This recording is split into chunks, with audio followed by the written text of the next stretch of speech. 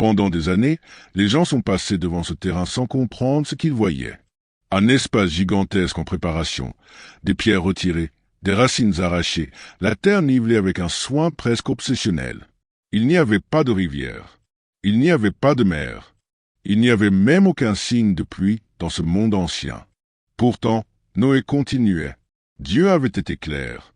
Pas avec des idées vagues, pas avec des symboles difficiles à interpréter, mais avec des mesures exactes, précises, impossibles à ignorer. Des centaines de mètres de longueur, 3 étages complets, une structure pensée pour supporter quelque chose qui n'était jamais arrivé dans l'histoire de l'humanité. Et tout a commencé par ce que presque personne ne remarque. Le sol.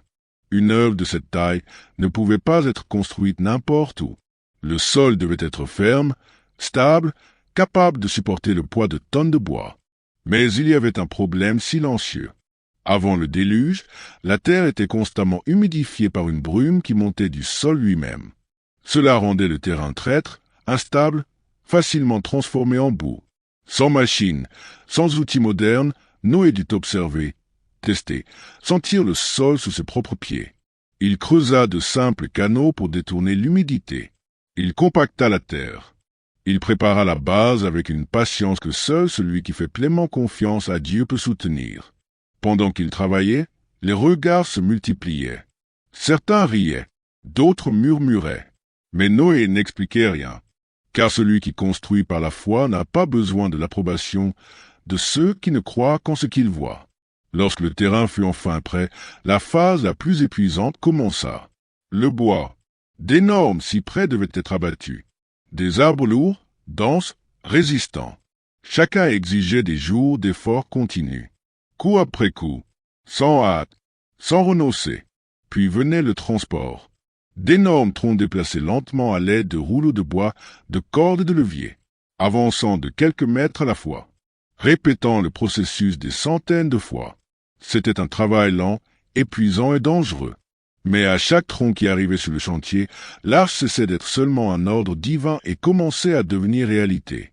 La base de la structure exigeait une précision absolue. La quille devait être longue, parfaitement alignée, capable de supporter tout le poids de la coque et des 3 étages. Aucun arbre n'atteignait cette longueur.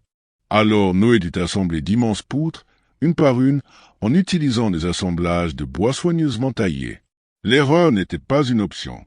Une seule défaillance aurait tout compromis. Lorsque les premières côtes commencèrent à être dressées, quelque chose changea dans le paysage. Une forme commença à apparaître. Des poutres courbées s'élevant des côtés, dessinant le contour de l'arche. Des cordes tendues servaient de guide. Des pierres faisaient office de fil à plomb. Chaque angle était observé avec une attention extrême. Peu à peu, l'impossible prenait forme. Une structure colossale s'éveilla où il n'avait jamais existé de mer. Mais le bois ne suffisait pas. L'arche devait résister à l'eau. Et pas à n'importe quelle eau. Dieu avait été précis. Il fallait tout sceller à l'intérieur comme à l'extérieur. Le bitume, extrait de la terre, était chauffé et appliqué encore chaud, couche après couche, couvrant les joints, les fissures, les assemblages. Des jours, des semaines, peut-être des mois, parce qu'une seule défaillance aurait suffi à tout détruire. Lorsque le scellement fut terminé, l'arche n'était plus seulement du bois. C'était une forteresse flottante. À l'intérieur, rien ne fut laissé au hasard. Des compartiments furent construits, des divisions plus petites, organisées, pensées pour maintenir l'ordre et la sécurité. 3 étages, un poids réparti intelligemment. Les animaux les plus grands restaient au niveau inférieur, maintenant le centre de gravité bas. Ceux de taille moyenne à l'étage intermédiaire. Les plus petits et les oiseaux à l'étage supérieur, plus proche de la ventilation. Les aliments furent stockés en grande quantité. Grains, foin, racines, fruits secs. Tout était protégé de l'humidité. Tout était organisé pour durer une année entière. L'arche n'était pas seulement un navire. C'était une ville préparée pour survivre à la fin du monde connu. Puis vint la partie la plus délicate. La porte, une ouverture assez grande pour permettre l'entrée de toutes les créatures, mais suffisamment solide pour ne pas compromettre la structure. Des poutres renforcées, des assemblages profonds. Un système simple, mais extrêmement résistant. La Bible tient à souligner quelque chose d'extraordinaire. Noé construisit l'arche, mais c'est Dieu qui ferma la porte. Et alors cela arriva. Les animaux vinrent. Ils ne furent pas chassés. Ils ne furent pas forcés. Ils vinrent simplement. Des pères sortant de la forêt.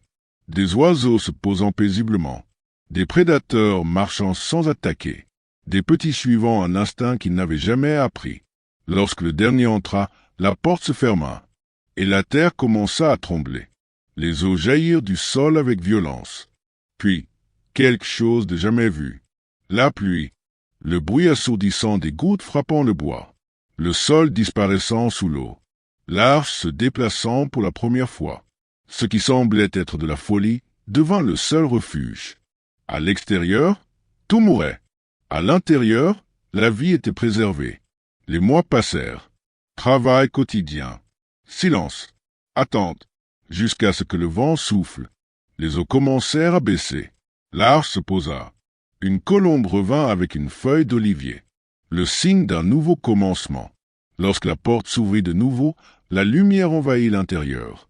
L'ancien monde avait disparu. Mais la vie demeurait. Noé posa le pied sur la terre ferme et érigea un autel. Et Dieu fit une promesse.